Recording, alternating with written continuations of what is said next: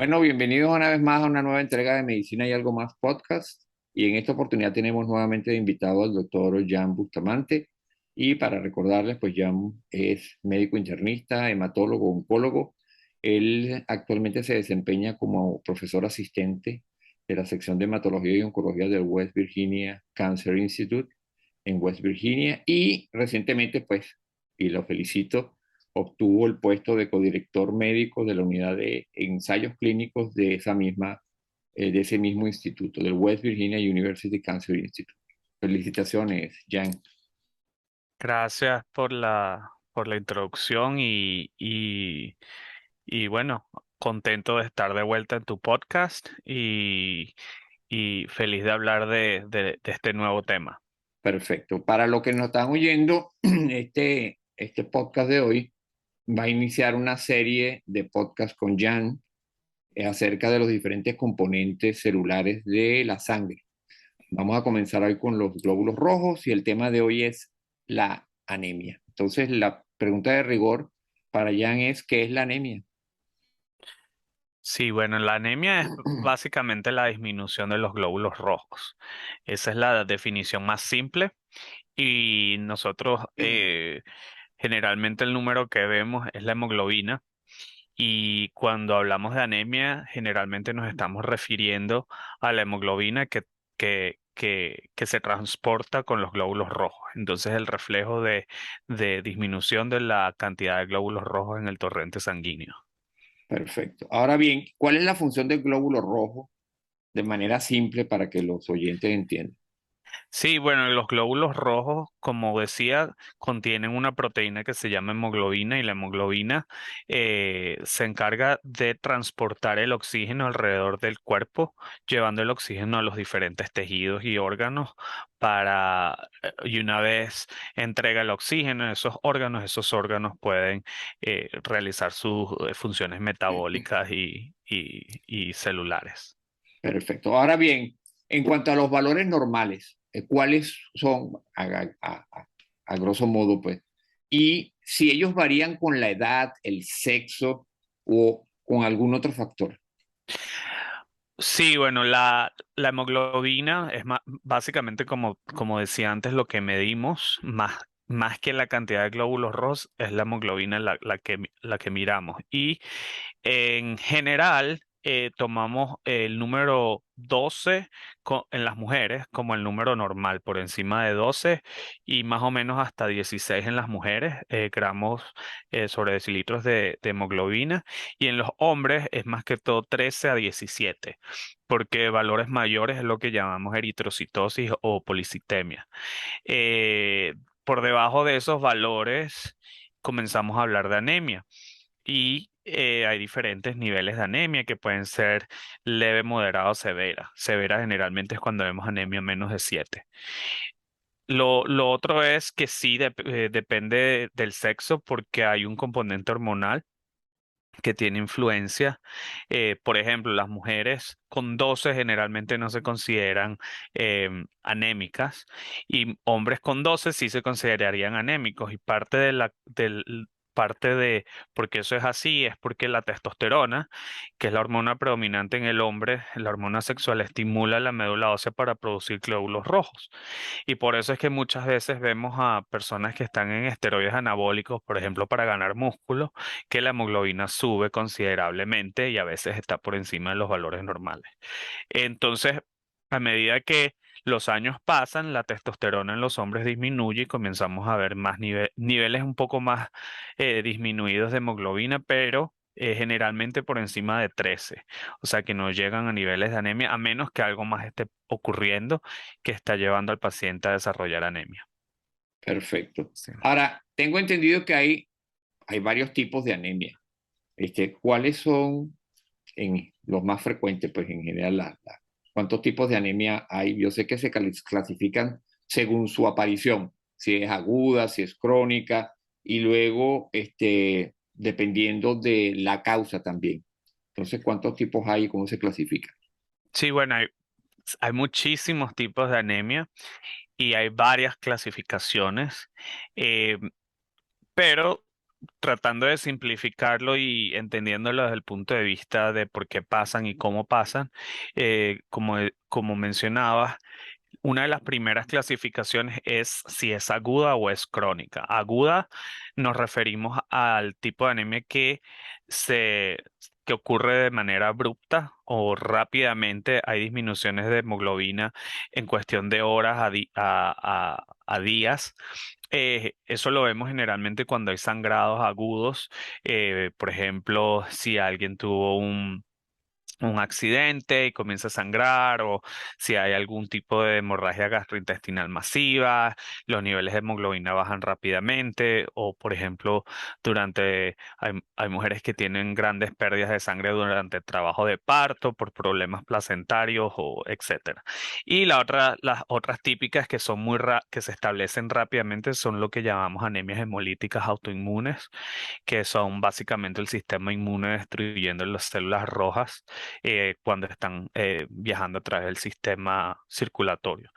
Después tenemos las crónicas, que ocurren más que todo secundario a toxicidad de la médula ósea, que es la fábrica de las células sanguíneas, o, por ejemplo, si hay algún tipo de problema nutricional, son las que ocurren de manera crónica. Entonces, cuando hablamos de problemas nutricionales, lo típico es, por ejemplo, cuando yo se lo explico a los pacientes, hablamos de cuáles son los bloques para construir la hemoglobina. Entonces tienes la vitamina B12, tienes el ácido fólico y tienes el hierro. Y necesitas todas esas para hacer células rojas. Entonces la disminución de cualquiera de esas vitaminas o minerales van a llevar a la disminución de la producción de glóbulos rojos en el tiempo. No es algo que pasa en 1 o 2 días, eso pasa en semanas a meses, incluso años, y por eso las llamamos crónicas. Después tenemos otro tipo de clasificación que tiene cierta relación con si es aguda o crónica, que es la disminución de la producción. Esa la pondría en un rubro, y el otro rubro es por el aumento de pérdida. Entonces, comenzando por el aumento de pérdida, más o menos ya hablamos de que las agudas tienden a hacer ese tipo de anemias que ocurren por el aumento de la pérdida de sangre, y pueden ser por vía hemolítica o por vías de sangrados agudos. Entonces, la vía hemolítica es la destrucción del glóbulo rojo, que puede ser por el sistema inmunológico, que generalmente no se sabe muy bien la causa de por qué ocurren, pero básicamente es el sistema inmune atacando las células rojas o los glóbulos rojos. Y vemos también por otro tipo de procesos como sangrados digestivos, sangrados ginecológicos agudos y de gran volumen. Y después vemos otros procesos que no son necesariamente autoinmunes, pero que son hemolíticos, que es, por ejemplo, cuando los glóbulos rojos se fragmentan de forma traumática. Por ejemplo, cuando hay una válvula en el corazón que es mecánica y que está de repente con algún problema en la válvula anatómico, eso puede ocurrir. O otro tipo de enfermedades que no son tanto autoinmunes, pero son genéticas, como la anemia falciforme o drepanocítica, o como la talasemia, y hay también hemólisis, que es destrucción del glóbulo rojo. Y después tenemos el otro rubro que estaba comentando, que es por disminución en la producción. Y la disminución en la producción ocurre em, porque no hay tanto esos elementos que necesitamos para hacer los glóbulos rojos, esas células y también la hemoglobina. Entonces sería disminución del hierro, disminución de ácido fólico, disminución de la vitamina B12, y muchas veces hay disminución de la producción por problemas primarios de la médula ósea. Por ejemplo, si alguien tiene algún tipo de cáncer de la médula ósea, anemia plástica, síndrome mielodisplásico, la producción no es la misma, y uno podría ver anemia. También hay otras enfermedades que no son de la médula ósea, que pueden alterar el metabolismo del hierro, como son las enfermedades de tipo inflamatorias. También vemos la enfermedad renal crónica.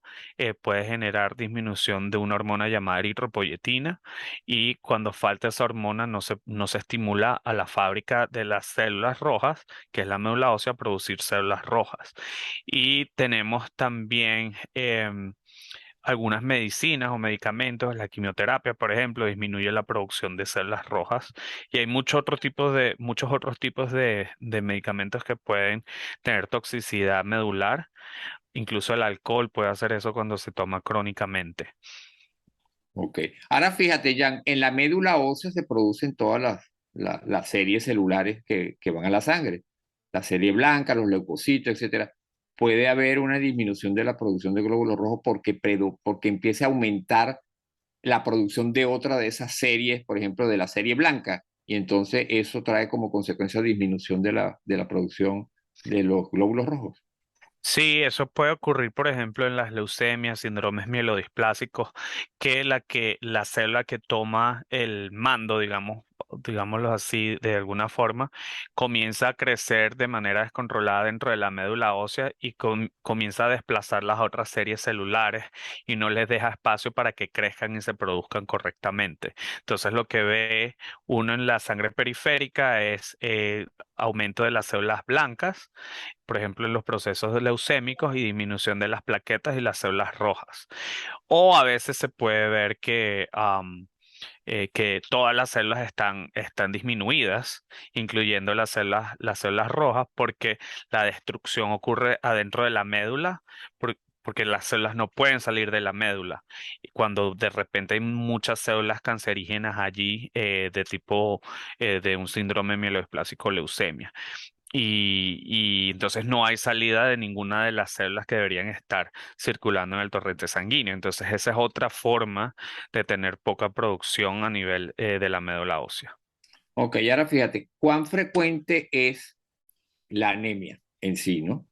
¿Y cuál de esos tipos es el más frecuente en la experiencia tuya y en la de West Virginia University Cancer Institute, de los pacientes que ustedes atienden? La anemia es muy frecuente. Es más frecuente, diría yo, en mujeres, especialmente la anemia ferropénica por hierro bajo, es lo mismo.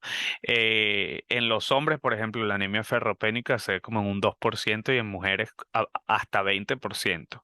O sea que es bastante común y la razón es obvia en el sentido de que fisiológicamente las mujeres tienen los ciclos menstruales y, y hay un grupo de mujeres que siempre tienen menorragia o el sangrado es bastante importante y ocurre todos los meses y de repente sangran más días que el promedio o sangran de repente mucho más intensamente durante un día y se tienen que cambiar las toallas sanitarias a cada hora porque la producción de sangre es mucha. Eso es lo más frecuente que yo veo y creo que eso es en todos lados, que es así en todo Estados Unidos, en Venezuela, en Latinoamérica, en todo eso es lo más frecuente. De hecho, las mujeres latinas tienden a tener más anemia ferropénica que las mujeres caucásicas americanas. Y no estoy muy seguro por qué, pero es así. La otra parte es que el otro tipo de anemia que vemos muy frecuente es las anemias que llamamos por enfermedades crónicas o de inflamación. Y generalmente esos son un reflejo de otros procesos inflamatorios o procesos de insuficiencia renal que están ocurriendo. Por ejemplo, ¿qué tan frecuente es la diabetes? Súper frecuente, ¿no? Y la diabetes conlleva insuficiencia renal crónica y a veces aguda en algunos casos, pero crónica en general. Y con daño del riñón viene la enfermedad, la anemia crónica de tipo inflamatoria, que también es considerada anemia renal. Entonces, como eso puede ocurrir en insuficiencia renal crónica, es muy frecuente ver anemia inflamatoria o anemia renal. Y cualquier enfermedad inflamatoria que un paciente pueda tener va a generar anemia inflamatoria o anemia de enfermedades crónicas, es como la llaman. Entonces, no es infrecuente ver pacientes anémicos. Yo diría que, por ejemplo, un 10 a 15% de la población, si los chequeas, van a estar anémicos en general.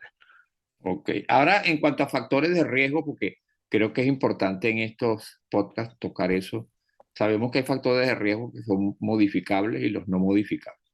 Entonces, es importante saber todos y sobre todo los modificables para hacer un cambio quizás en el estilo de vida y tratar de reducir el riesgo. Entonces, ¿cuáles son los factores de riesgo para anemia? Por ejemplo, edad, si hay algún factor genético, ya lo mencionaste, pero ahorita lo vas a decir un poco más. Medicamentos, el uso de sustancias ilícitas, alcohol, enfermedades crónicas, por supuesto, intervenciones quirúrgicas, embarazo, por ejemplo. Ujú. Sí, por ejemplo, los factores de riesgo dependen mucho de qué otras cosas estén pasando, ¿no? Eh, si hablamos de los factores modificables, yo diría que, bueno, número uno, tener buena alimentación. Si hay mala alimentación, bueno, es más común ver pacientes anémicos. Es común, por ejemplo, en pacientes que no comen carnes de ningún tipo, ver deficiencia de hierro. Esa es uno de los factores de riesgo de tener anemia por ciertas vitaminas. Tienen que tener su adecuado cantidad de minerales, hierro y vitaminas si no están comiendo carnes de ningún tipo. Después, por ejemplo, consumo de alcohol crónico puede generar definitivamente toxicidad medular y disminución de las células sanguíneas, incluyendo las células rojas.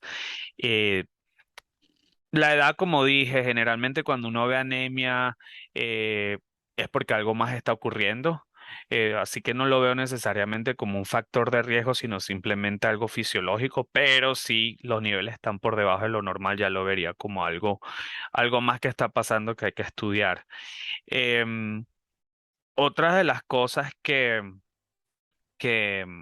que sería un factor de riesgo es, por ejemplo, si hay algún factor genético como en la anemia falciforme, las talasemias, que los pacientes heredan esos genes y dependiendo de si heredan una o dos copias del gen, van a ver eh, ese tipo de anemias hemolíticas no autoinmunes de una forma más severa o no. Por ejemplo, si un paciente tiene una copia del gen de la anemia drepanocítica, uno ve lo que llamamos una tara, pero realmente no hay mucha manifestación clínico, problemas clínicos. Es raro, pero se ven, pero es muy raro. Si tiene dos copias, la enfermedad es mucho más severa y sí uno ve muchos más problemas. Eh, Después tenemos, por ejemplo, si alguien está en quimioterapia, tienen alto riesgo de desarrollar anemia, pues porque la quimioterapia va a atacar esos tejidos que se están reproduciendo rápidamente y por eso es que uno ve pérdida de pelo, diarrea y cuentas bajas, porque todos esos son tejidos que se están reproduciendo constantemente. Entonces, si uno los ataca con quimioterapia, disminuye la producción por un tiempo y definitivamente esos pacientes tienen alto riesgo.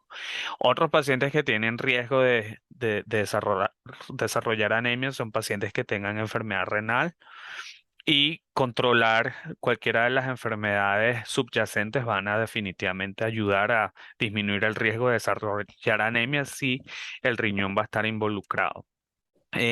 Otras son, como mencionabas, el embarazo. El embarazo tiene, por un lado, una parte fisiológica que aumenta el volumen plasmático de las mujeres embarazadas y entonces hay una anemia dilucional que sigue siendo fisiológica, pero cuando bajan los niveles por debajo de 11, el límite es un poquito más bajo, ya uno comienza a considerar eso anemia y hay que comenzar a estudiarse de falta de hierro, que es muy común en embarazadas a pesar de que no tengan pérdida de sangre, pero como están desarrollando un feto, ese feto también va a tomar mucho de ese hierro y esas vitaminas que la madre tenía en reserva.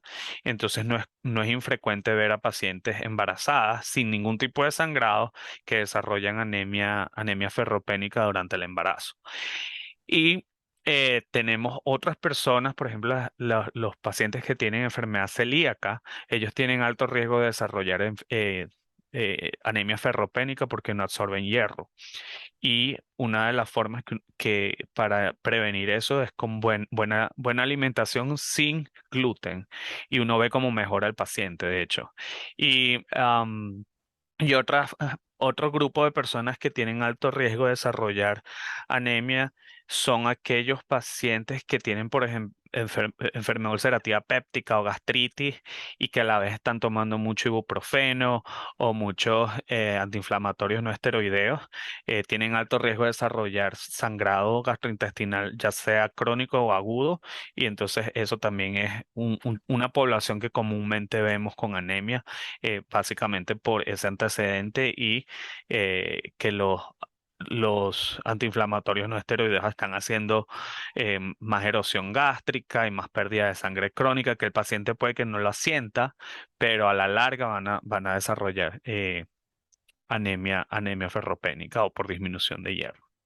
Ok, ok, ahora fíjate, Jan, ¿es posible que la anemia por sí sola inicialmente, a ustedes, los oncólogos, los hematólogos, y para el público, para la gente que está oyendo el podcast, la anemia, digamos, no hay que subestimar la anemia y decir, bueno, puede ser alimentación, puede ser la anemia la primera evidencia, el primer signo de que algo más está ocurriendo en esa médula ósea y que el reflejo sea inicialmente anemia. Sí, eh, es importante estudiar. Siempre que haya anemia hay que estudiarla. Si es cierto que lo más común es por deficiencia de hierro, pero también depende cuál es el contexto, porque si yo tengo un paciente de 65 años que tiene de sexo masculino, que tiene deficiencia de hierro y anemia, ya mi cabeza está pensando o hay una úlcera o hay cáncer de colon. O si de repente veo un paciente que tiene anemia y lo mismo es, por ejemplo, es una mujer, los valores de hierro están normales, la paciente tiene 60 años y las células rojas se ven más bien grandes y, y, y la hemoglobina es 7. Wow, ahí ya yo estoy pensando, capaz hay un síndrome mielodisplásico. Déjame asegurarme que chequee todo y que de verdad descarte que haya algo nutricional. Y si no es algo nutricional reversible, entonces tengo que comenzar a pensar en que puede ser algo de tipo cancerígeno en la médula ósea. Y muchas veces así es como se presenta un paciente, anemia y ya.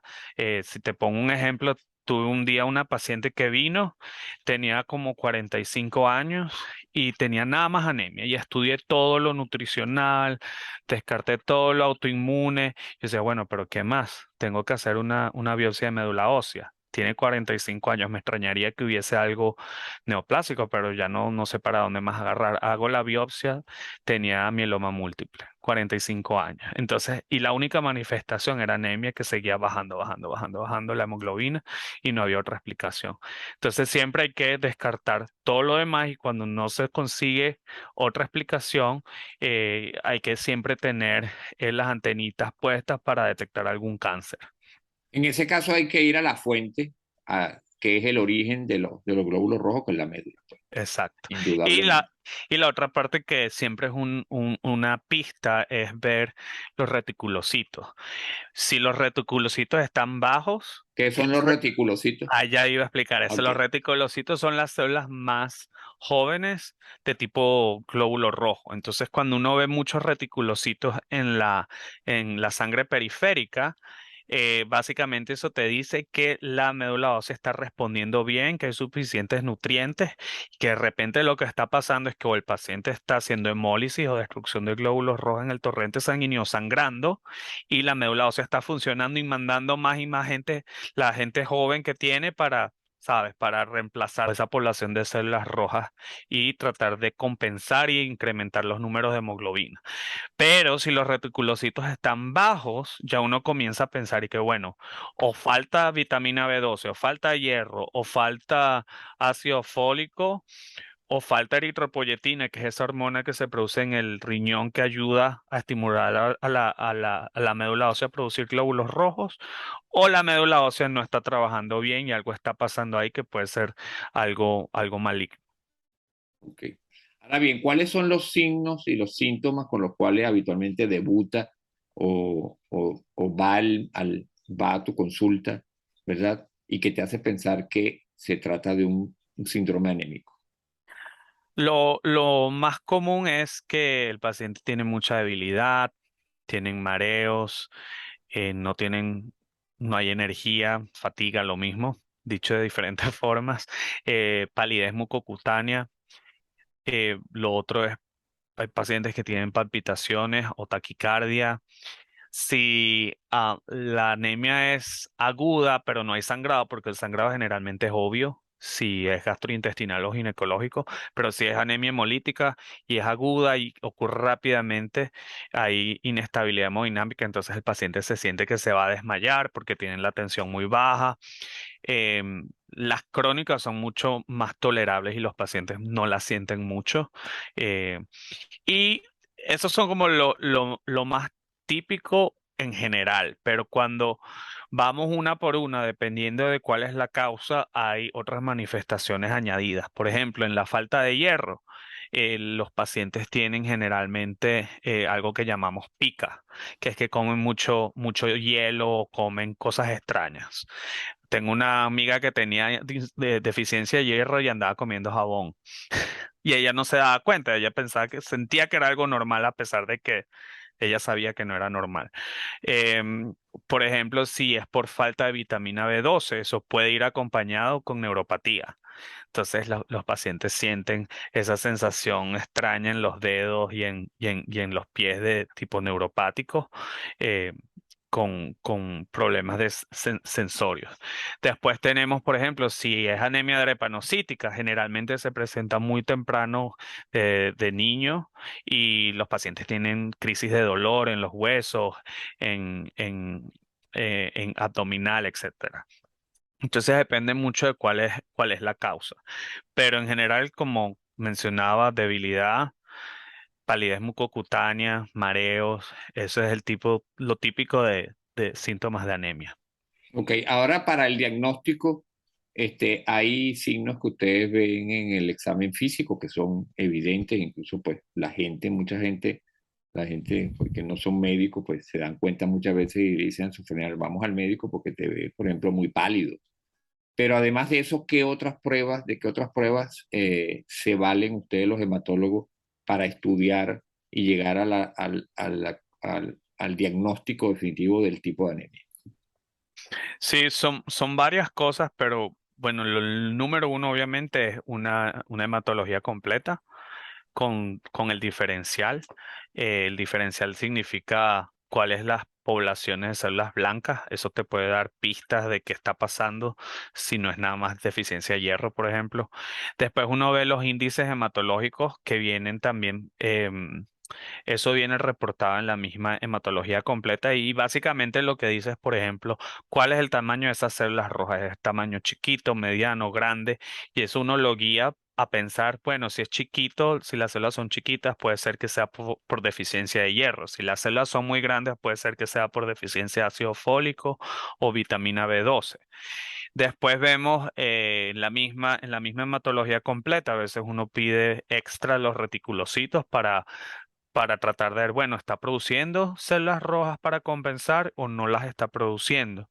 Y ahí por ahí uno va pensando, bueno, es que no, va más hacia la parte de que no produce, puede ser algo nutricional, puede ser un problema de médula ósea, o está compensando, bueno, puede ser que está hemolizando, puede ser que está sangrando. Y después de que uno ve todo eso, uno ve los glóbulos blancos, ve las plaquetas y si también están bajos, uno comienza a pensar en otras cosas, ¿no? Que hay problemas autoinmunes o que la fábrica médula ósea está dañada.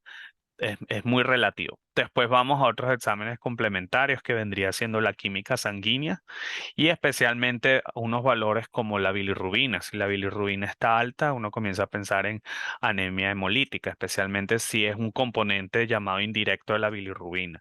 Si la LDH está alta, que es otra enzima que uno puede detectar en la sangre, si está elevada, también lo hace uno pensar que hay algo de tipo hemolítico. Si, por ejemplo, vemos que hay otra proteína que se llama aptoglobina, si eso está disminuidísimo, es generalmente por algún tipo de anemia hemolítica. Y ver, por ejemplo, cuál es la función renal, la función hepática, que eso también puede dar una pista de si tiene que ver algo con la función renal y la producción de eritropoyetina. Y por último, em, como mencionaba que la bilirrubina puede estar elevada, bueno, eso también se puede ver en el examen físico. El paciente se ve lo que llamamos ictérico y uno ve las escleras amarillas, debajo de la lengua amarillo, la piel así como un amarillo verdoso. Eso también es un signo de hemólisis.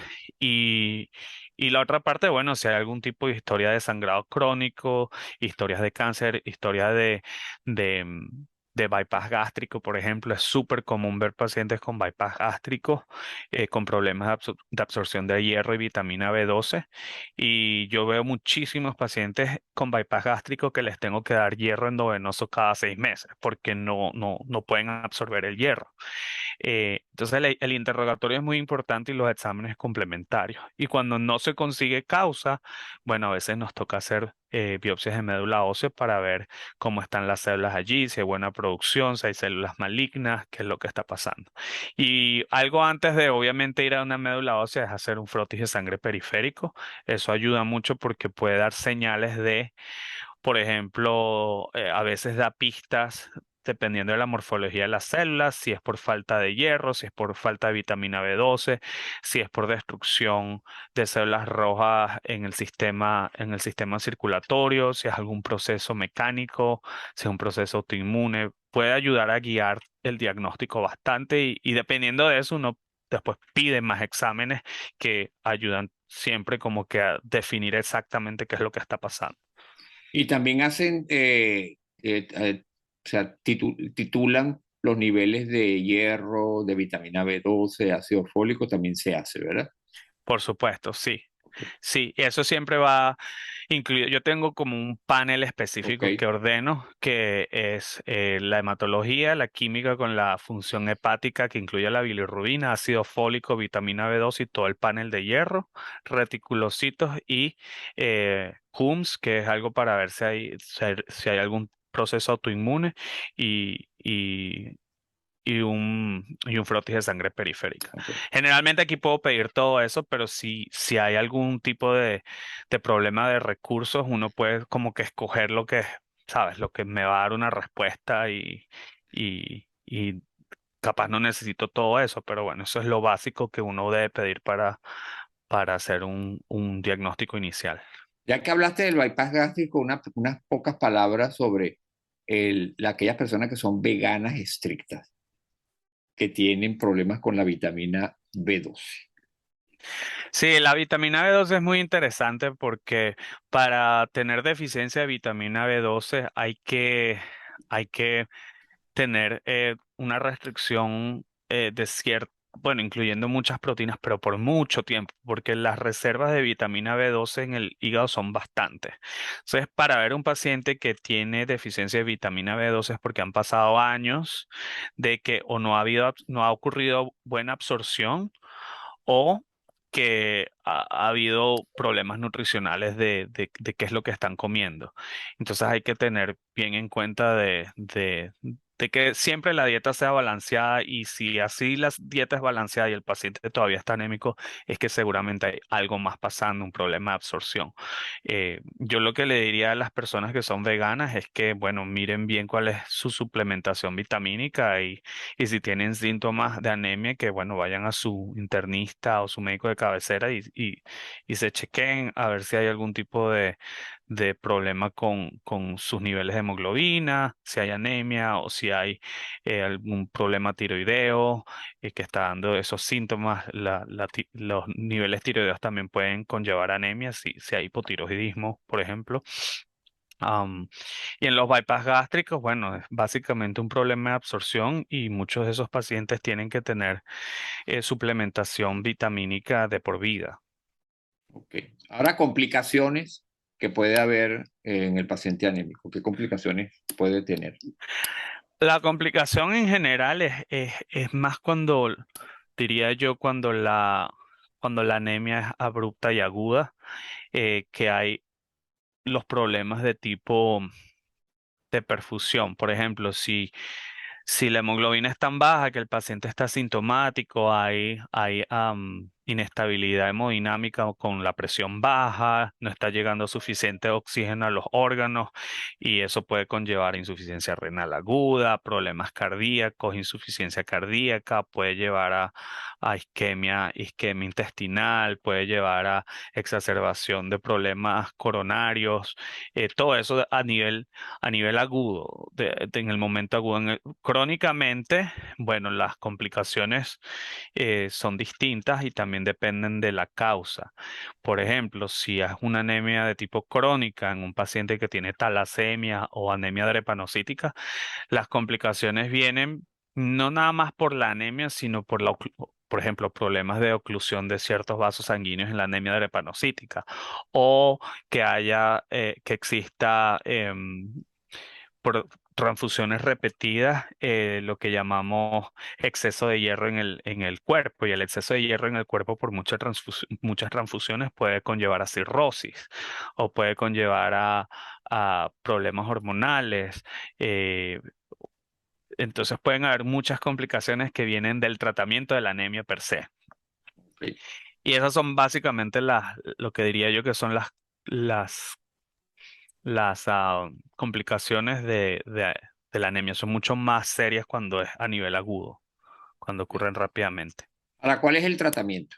Yo me imagino que ustedes tienen, bueno, va a depender del tipo de anemia, pero eso tiene como varios steps o varios escalones que ustedes siguen. ¿Cuál sería lo? Bueno, sí, el tratamiento de nuevo depende de cuál es la causa. Y lo primero es,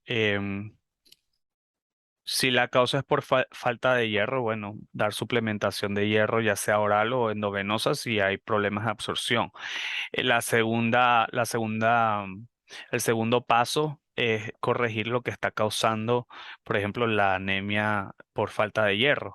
Si es sangrado, corregir el sangrado. Si es sangrado gastrointestinal por una úlcera, corregir eso. Si es sangrado por un cáncer de colon, bueno, hay que tratar eso.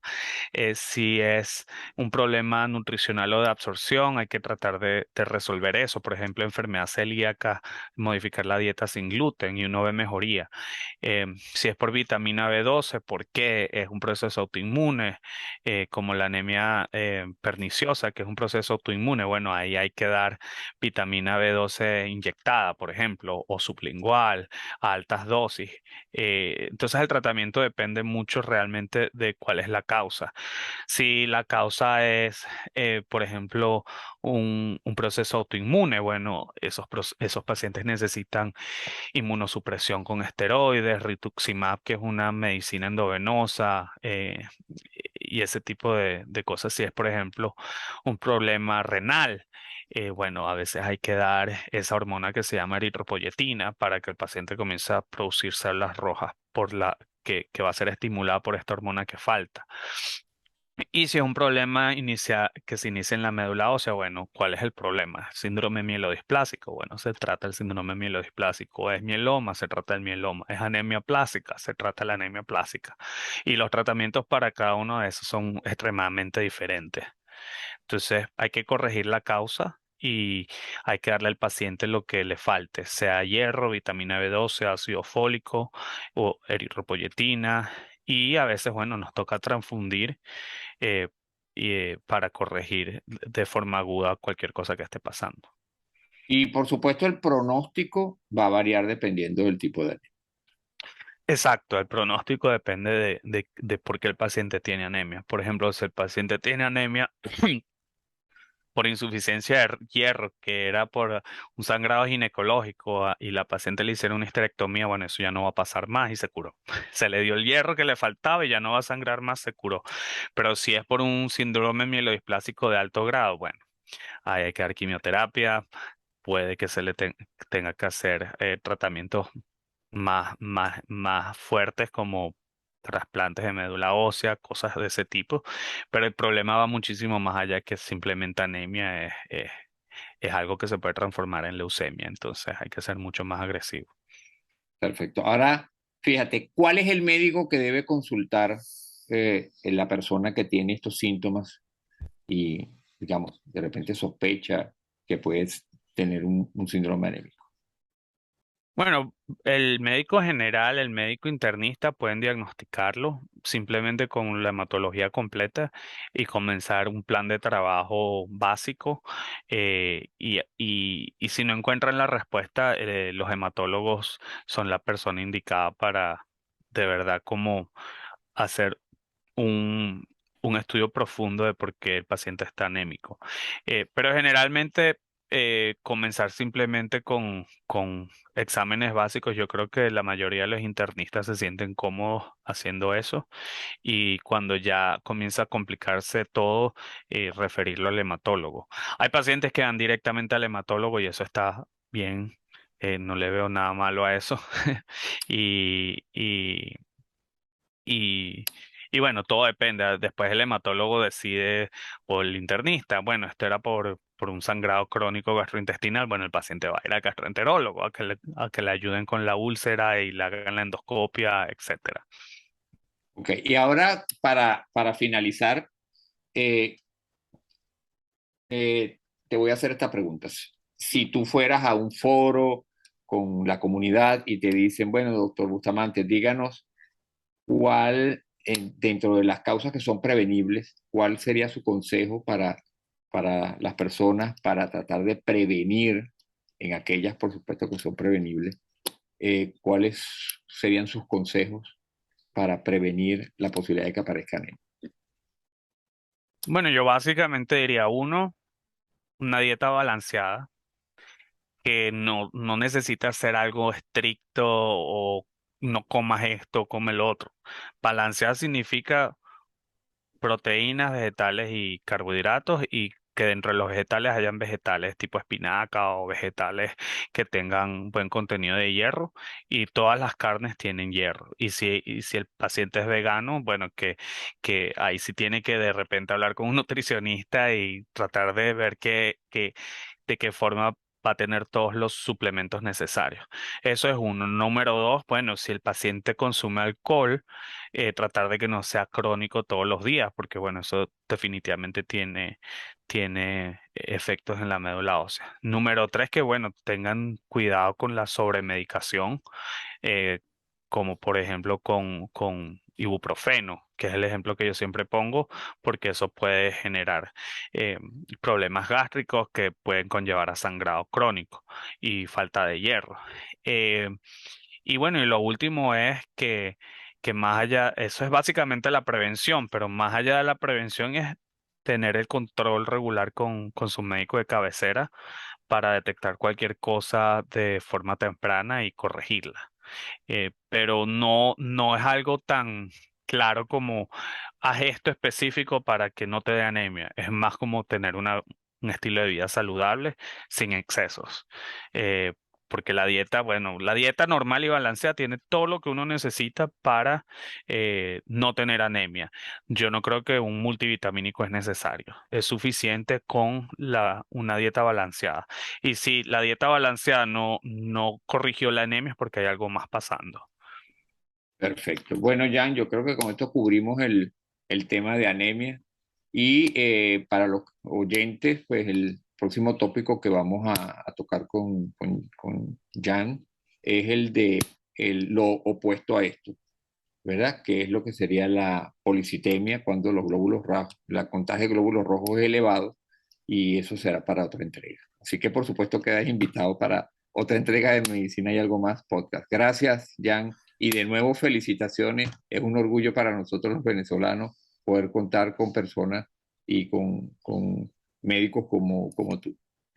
Muchas gracias a ti, gracias por la invitación y nos vemos pronto. Chao.